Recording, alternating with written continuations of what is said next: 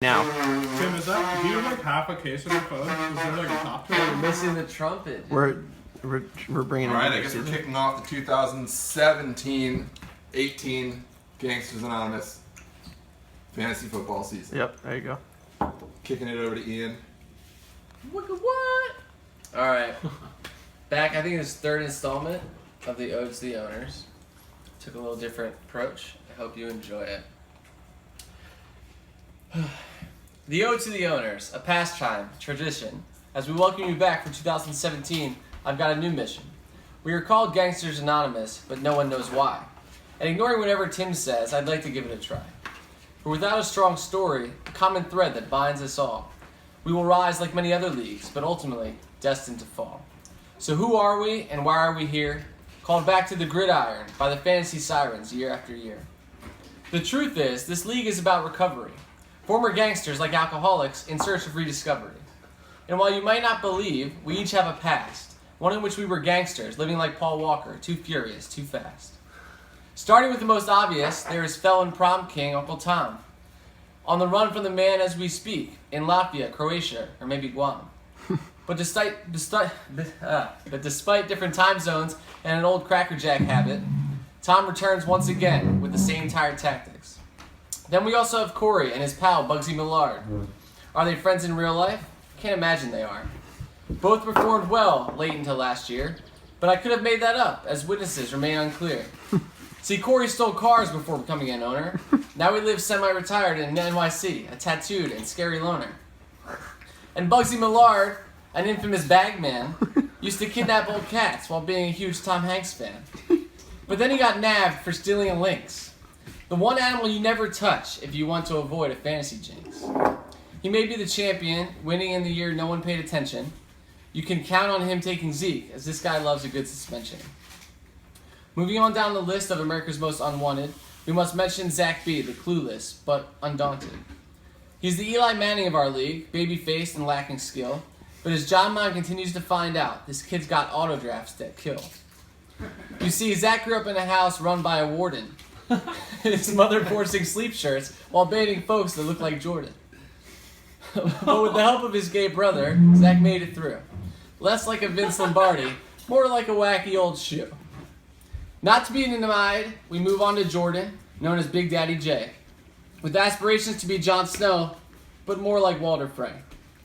A notorious gun runner, he's always taking shots. The truth is, however, a good manager he is not.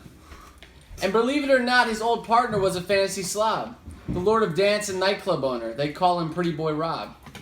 If there ever was a loser in this great league of ours, one that has no chance in hell, can't even look at the stuff, then it's this guy, Mr. Wonderbread, as he's known in the streets. He's not good at much, but he damn sure will give you the creeps. Moving on up in through the crime ranks, we've now reached Major John. A former Eagle Scout with many options, his game is the long con.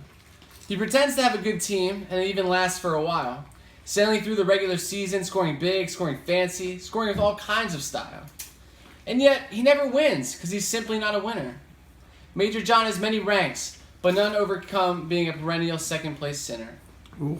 Which brings us to Scott, a sly smuggler and a fox, full of cunning and guile, but with no real fantasy chops. He gives it his all, and in truth, makes us nervous.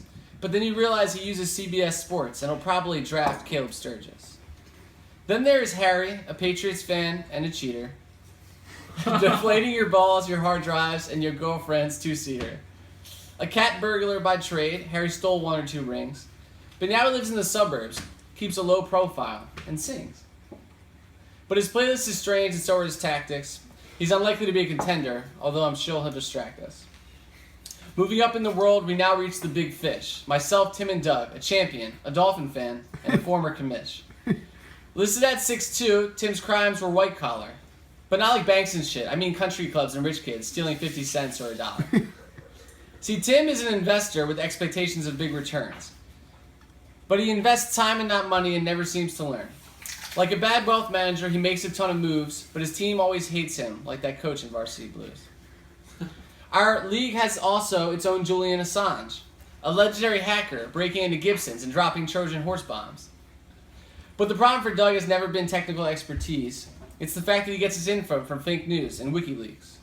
A mid-level player, bookies beware, you can bet on Dig Dug and his team, but a 6th place finish is probably in the air. And now to the crime boss, the head of the Birdman family. We started as molasses traders, providing protection and cable TV.